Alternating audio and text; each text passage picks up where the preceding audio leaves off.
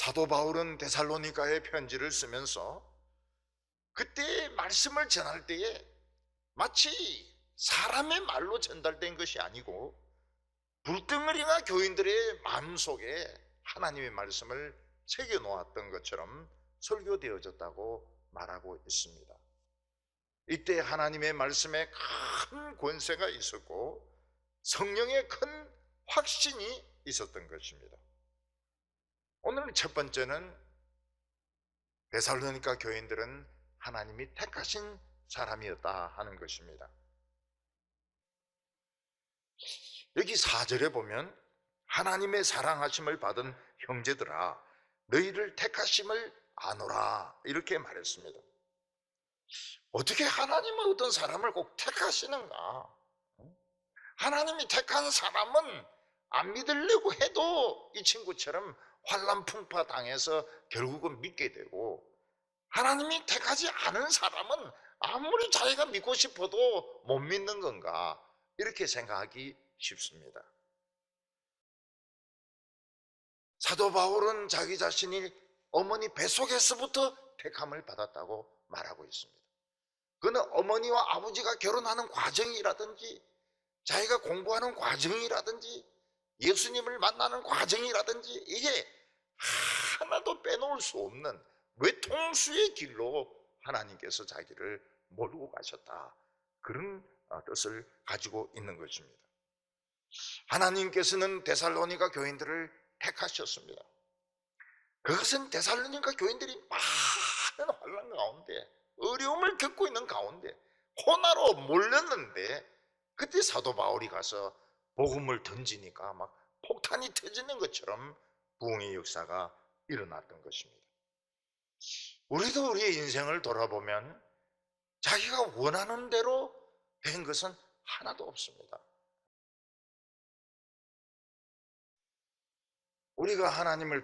하나님이 우리를 택하신 것은 우리를 사랑해서 고치려고 택하신 것이지 잡아먹으려고 택하신 거 아닙니다. 그래서 교회에 와서 교회가 나를 잡아먹겠구나 그런 생각나면 도망가세요. 도망가세요. 교회는 아무도 잡아먹지 않습니다. 어느 누구도 상처받는 것을 원치 않습니다. 모두가 행복하기를 바랍니다. 저도 행복하기를 바랍니다. 교인들이 저인데 그래 이야기합니다. 목사님이 행복해야 저희들도 행복합니다. 그래서 저도 행복하려고 지금 막 노력을 하고 있습니다. 그런데 행복이 뭔지 잘 몰라가지고요, 지금 좀 시행착오가 있습니다. 오늘 여기 두 번째 능력과 성령의 확신으로 말씀을 들었다고 이야기하고 있습니다. 이 데살로니가 교인들이 사도 바울의 설교를 들을 때 특징이 있었는데 그것은 그냥 귀로만 들은 것이 아니고 이것은 하나님의 능력이 임하고 성령의 확신이 임하는 설교였다는 것입니다. 십계라는 그 영화에서 돌 위에 글을 새길 때 어떻게 됩니까? 불이 팍 떨어지면서 나 위에 다른 신을 섬기지 말라, 팍 떨어지면서 안식일을 거룩하게 지키라. 이 하나님은 불로서 이 돌에 글을 새겼던 것입니다. 마찬가지로 사도 바울이 데살로니가 교인들에게 설교하니까 불이 막 날라오는 거예요.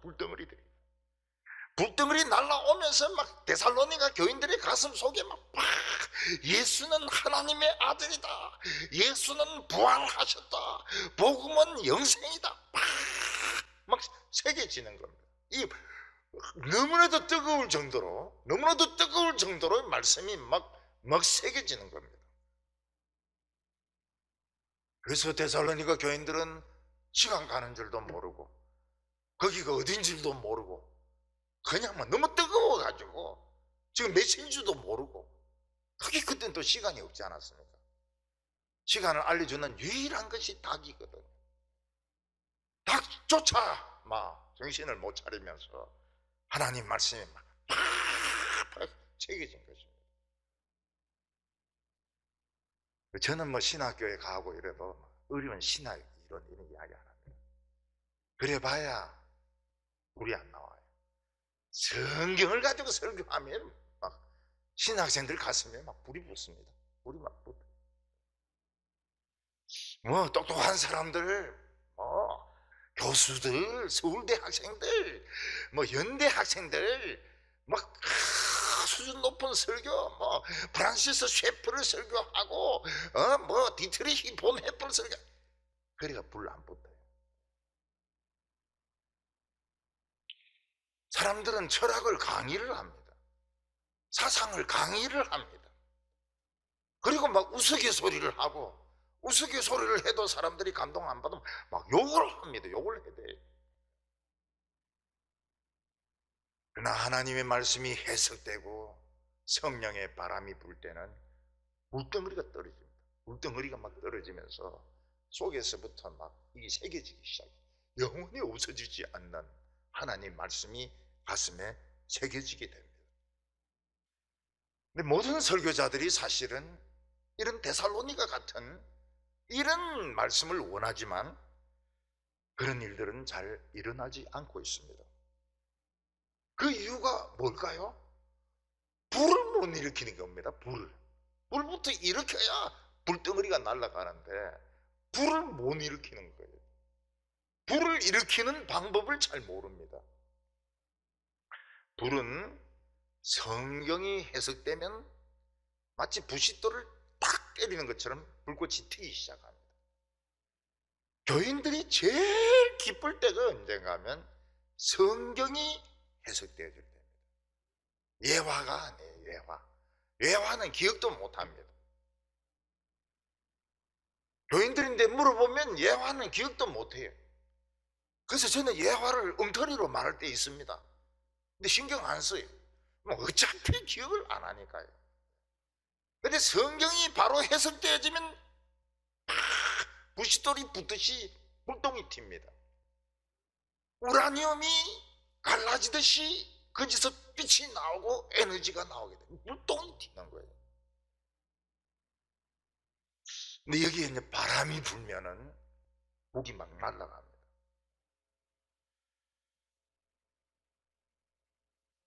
작은 불이 큰 불이 될 수 있습니다. 건조한 날씨에 누가 산에 가서 담배 꽁초 버렸는데 어떻게 됩니까? 큰 불이 됩니다. 그 불은 점차적으로 이렇게 커지지 않습니다. 불덩어리가 날아다닙니다. 불덩어리가 산을 넘어가고 불덩어리가 도로를 넘어가고 강을 막 넘어갑니다. 바람을 타고.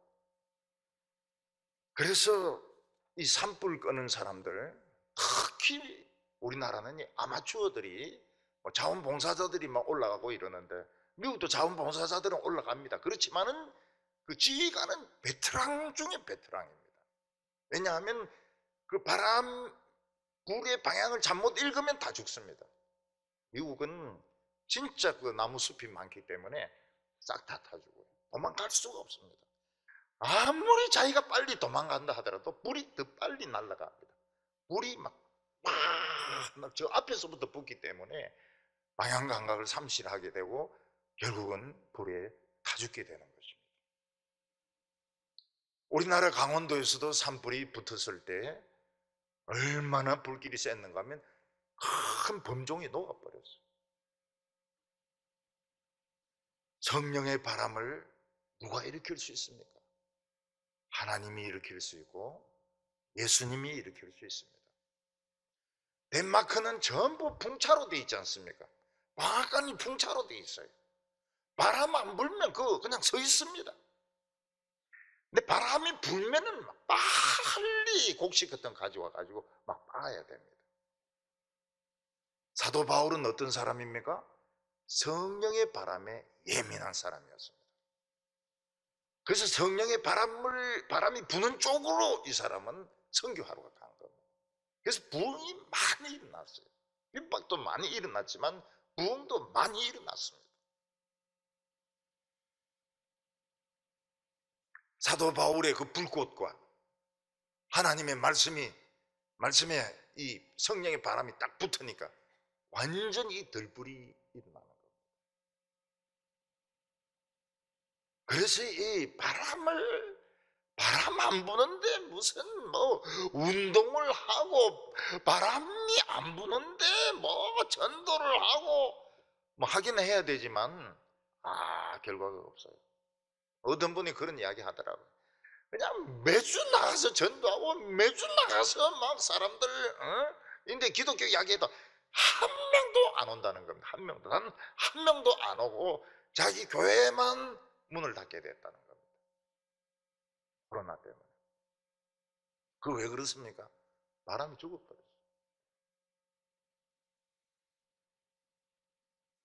교인들이 모여서 예배 드릴 때는 바람이 일어날 가능성이 많습니다. 이 토네이도 같이 이런 바람이 일어날 가능성이 많아요. 그래서 성령에 예민하면서 예배를 드려야 됩니다.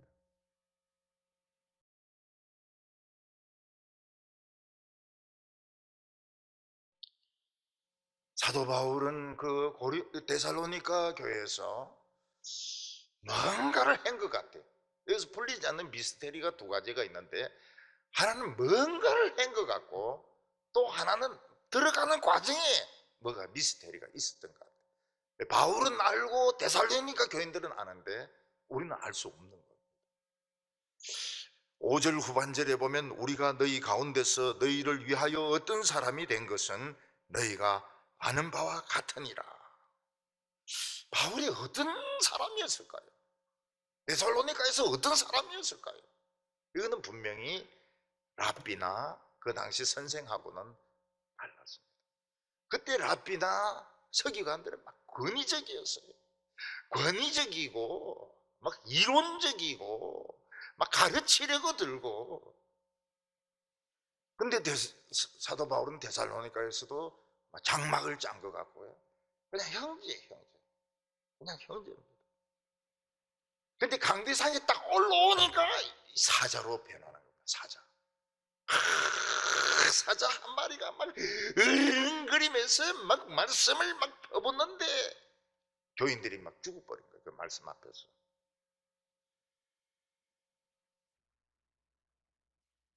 데살로니가 교인들은 바울의 설교를 들으면서 불이 가슴에 떨어지면서 막 글자가 새겨진 거예요. 말씀이 새겨진 거예요. 이걸 다 외울 수가 있는 거예요. 어떤 교인들은 보면 설교를 싹 다 외웁니다. 참 놀라워요. 왜냐하면은 불로서 새겨졌기 때문에 설교를 다 외우는 거예요. 예화까지 다 외우는 거예요. 오늘 여기 마지막으로 보면 데살로니가 교인들의 그 변화가 나옵니다. 데살로니가 교인들은 그 불덩어리 설교를 듣고 똑같이 산 것이 아닙니다. 그들은 변했습니다. 상황도 변했습니다. 상황은 악화되었습니다. 어떻게 악화되었습니까? 유대인들의 박해가 굉장히 심해지게 된 것입니다.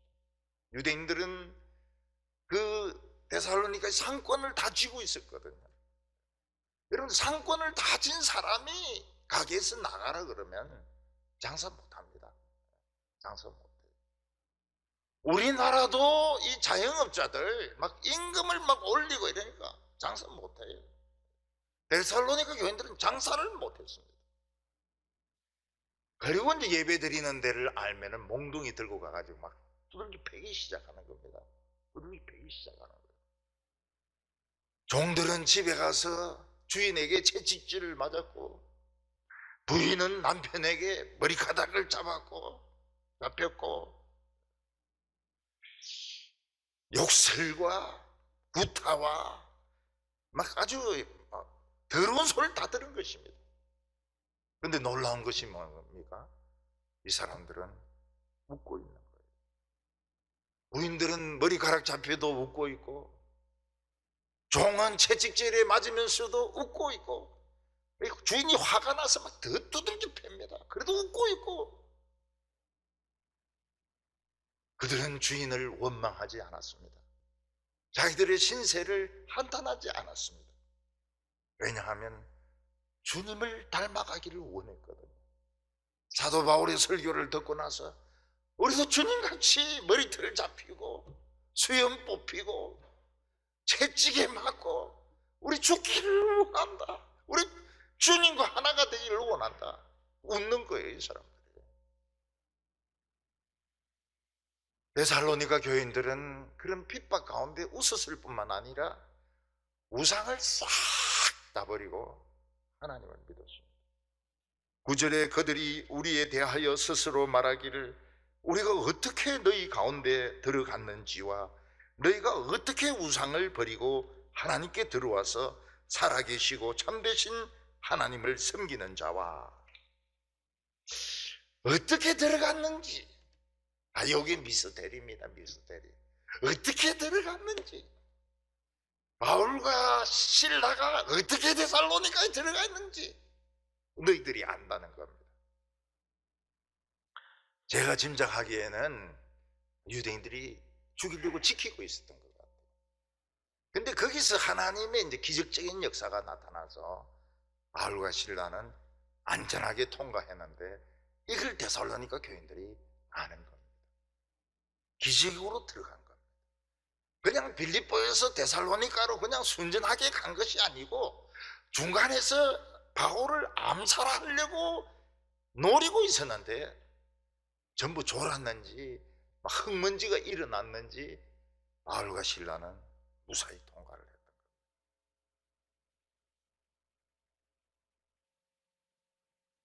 바울인 데살로니가에 가서 여러분들이 섬기고 있는 신은, 우상은 신이 아닙니다.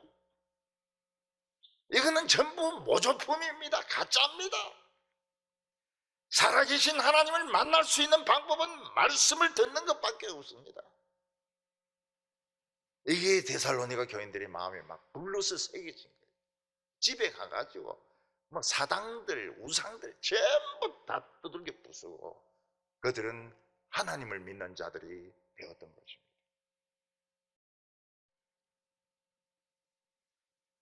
그래서 살로니가 교인들은 이 하나님의 말씀, 우리 이대로 살아야 된다.